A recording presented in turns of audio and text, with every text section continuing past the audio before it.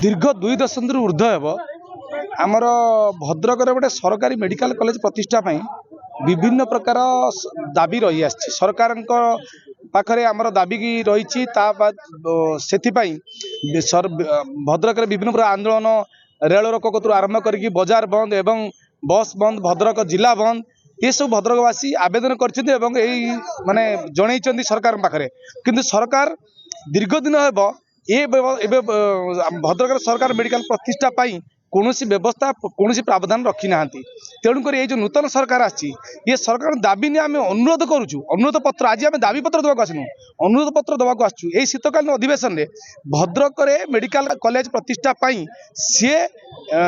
Declare करेंगे एवं ता सहित कार्य ग्रहण करेंगे। द्वितीयतः भद्रक आज जो सबु भद्रकवासी ये एकाठी होती अनुरोध क्रम अनुरोध पत्र जिलापाल को मुख्यमंत्री जिलापाल जरिया मुख्यमंत्री को आज देवाक आसीचु ए समस्त बुद्धिजीवी एवं युववर्ग को आरंभ करके समस्ते ये सामिल होती ये दलगत निर्विशेष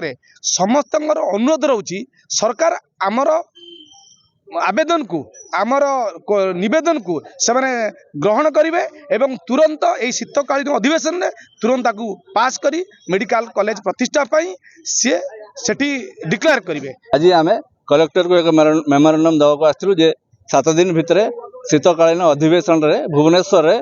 अनाउंस हो जे भद्रक मेडिकल कॉलेज प्रतिष्ठा हम सरकार तो कहते प्रत्येक डिस्ट्रिक्ट गोटे गोटे मेडिकल कॉलेज हो आम बहुत आशावादी किंतु आम चाहूँ भद्रक मेडिकल कॉलेज टी आगे डिक्लेयर हो यही अधिवेशन डिक्लेयर हो यही सेशन डिक्लेयर हो से हूँ भद्रकवासी दाबी ये हूँ बहुत पुराना दाबी आ दाबी को आम सफल करने आम सब जिन भद्रकवासी करने प्रस्तुत अच्छा।